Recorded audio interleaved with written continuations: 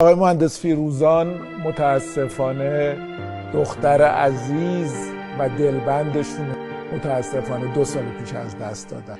بتول سینما دوست داشت، ما اون فیلم ها رو آوردیم دیدیم، کافه هایی که دوست داشت رفتیم، موسیقی همین علیرضا قربانی 3 تا از 4 تا از آهنگاش فیوریتش دائم این تو خونه ما داره پخش میشه. عکس بتول 3 جای خونه ما بزرگ خورد، اصلا ما حذفش نکردیم از زندگیمون.